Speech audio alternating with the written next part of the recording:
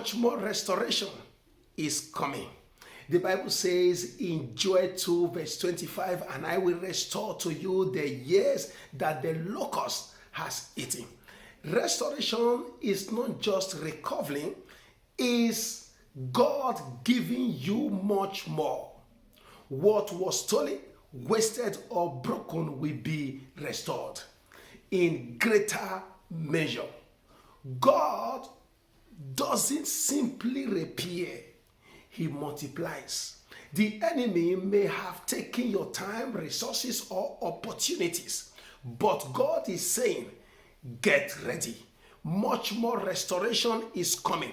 What's ahead will surpass your losses, proving God's faithfulness.